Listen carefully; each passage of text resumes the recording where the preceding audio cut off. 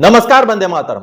दोस्तों, स्वागत है आप सबका सैनिक पाठशाला में। आज के इस वीडियो में जैसे आप बोर्ड पर देख पा रहे हैं दोस्तों, इक्वल एमएसपी के ऊपर एक बड़ी अपडेट लेके आया हूं।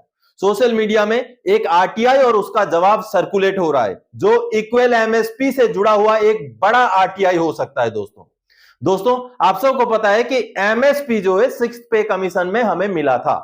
अब सिक्स्थ पे कमीशन में जिस रिकमेंडेशन के आधार पर एमएसपी मिला था, वहां पर एमएसपी को क्या बोला गया था, किस लिए दिया गया था, उसको आपको जानना जरूरी है। और उसके साथ जब आज जो मैं आरटीआई का जवाब आपके सामने लेके आया हूं, उसको अगर हम कंपेयर करेंगे दोस्तों, तो कहीं ना कहीं ये एक इक्वल एमएसपी दिलाने के और बहुत बड़ा कदम और बहुत बड़ा दस्तावेज हो सकता है।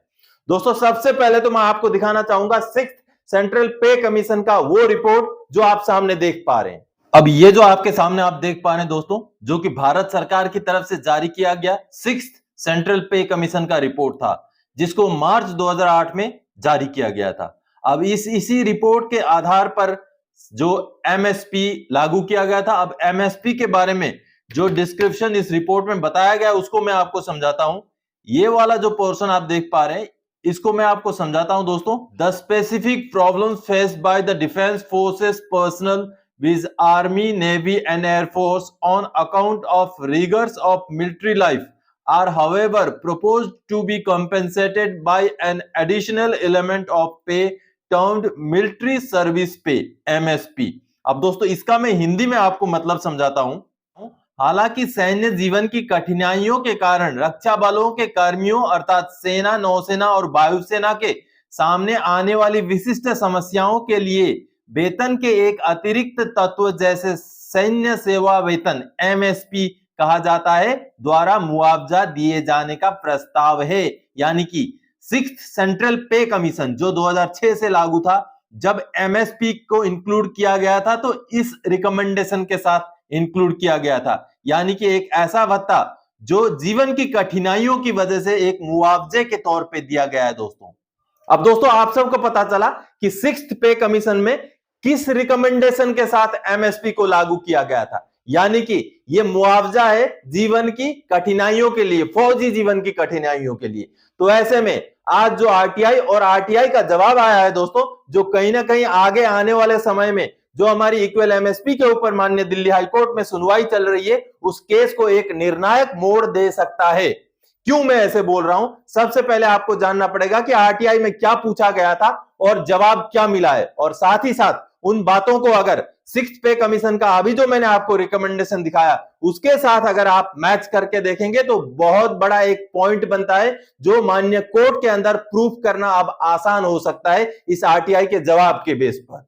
चलिए दोस्तों, सबसे पहले मैं आपको समझाता हूं। आरटीआई से बड़ा खुलासा, डिपार्टमेंट ने माना एमएनएस को लागू नहीं है एमएसपी। जी हां दोस्तों, जो सिक्स्थ पे कमीशन का रिकमेंडेशन है और जो आरटीआई का जवाब है, उसको जब आप मैच करेंगे तो आपको पता चलेगा कि किस तरीके से डिपार्टमेंट ने यह माना है कि एमएनएस को एमएसपी लागू नहीं है। अब मैं किसी के एमएसपी के खिलाफ नहीं बोल रहा हूं दोस्तों, मैं बिल्कुल जस्टिस की बात कर रहा हूं और जस्टिफाइड बात करने की कोशिश कर रहा हूं कि क्या सिक्स्थ पे कमीशन का रिकमेंडेशन था और क्या इस आरटीआई के जवाब से जो है सामने आता है। अब दोस्तों आगे मैं आपको बता दूं, जो सवाल पूछे गए थे आरटीआई में, वो सवाल क्या थे? क्या एमएनएस कॉम्बिटेंट है? क्या एमएनएस बेसिक मिलिट्री ट्रेनिंग करती है? क्या एमएनएस को पीरियडिक बीपीटी पीपीटी होता है?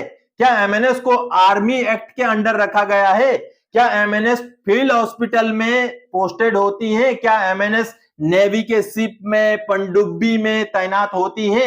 क्या एमएनएस को आर्म्स ऑथराइज है? और एक ही जवाब था दोस्तों, नहीं। सारे सवालों का एक ही जवाब था, नहीं, सिवाय ड्रिल के। जो अगर बीपीटी पीपीटी की बात करें तो उनको ड्रिल लागू है, ये माना गया है। और जो आर्मी एक्ट के बारे में पूछा गया, उसमें आर्मी एक्ट सेक्शन 39 और 63 के लिए बोला गया है कि इसके अलावा बाकी लागू नहीं है। 39 दोस्तों जो एडब्ल्यूएल, ओएसएल या डिजर्टर होते हैं उनके लिए होता है, और 63 जो होता है जो good order and military discipline के खिलाफ जो आर्मी एक्ट लगाया जाता है वो होता है। तो इन दोनों के खिलाफ और कुछ भी उनको लागू नहीं है। तो ये कैसे मदद करेगा इक्वल एमएसपी के लिए? तो आप सबको बता दूं दोस्तों कि ये जो आरटीआई का जवाब आया है, क्या ये मददगार हो सकता है? तो माननीय दिल्ली हाईकोर्ट में केस चल रहा है 31 जुलाई को, जिसकी सुनवाई है इक्वल एमएसपी के ऊपर। तो क्या ये डॉक्यूमेंट, ये आरटीआई का जो जवाब है, ये उस केस को कुछ मदद पहुंचा सकता है? तो कहीं ना कहीं मैं बोलूंगा हां, क्योंकि अगर माननीय कोर्ट के सामने 6th पे कमीशन का रिकमेंडेशन रख दिया जाए जिसके बेस पर एमएसपी को लागू किया गया था, और यह आरटीआई का जवाब रख दिया जाए, तो कहीं ना कहीं ये तो सीधे सीधे प्रूफ हो जाएगा। दोनों सरकारी डॉक्यूमेंट है दोस्तों, 6th पे कमीशन का रिपोर्ट भी सरकारी डॉक्यूमेंट है और जो आरटीआई से जवाब मिला है ये भी सरकारी डॉक्यूमेंट है। दोनों सरकारी डॉक्यूमेंट को जब सामने रख दिया जाए तो ये तो प्रूफ हो जाएगा कि जस्टिफाइड तरीके से एमएसपी नहीं दिया जा रहा है। तो इसको अगर जस्टिफाइड तरीके से देना है तो क्या करना पड़ेगा? इक्वल करना पड़ेगा। तो इस बात को कहीं ना कहीं जस्टिफिकेशन देना वकील साहब के लिए भी शायद आसान हो जाएगा इस डॉक्यूमेंट के आधार पर। तो हम आशा कर सकते हैं दोस्तों, ये तो मैं नहीं बोलूंगा कि 31 जुलाई को सुनवाई हो जाएगी, सब कुछ फाइनलाइज हो जाएगा, लेकिन हाँ, 31 जुलाई को अगर सुनवाई होती है तो ये एक बहुत बड़ा पॉइंट हो सकता है। ये जो आरटीआई का जवाब आया है ये एक कारगर कागजात हो सकता है वहां पर सुनवाई के दौरान अपनी दलीलें रखने के लिए। अब दोस्तों 31 जुलाई को 15,500 एमएसपी फाइनल है क्या?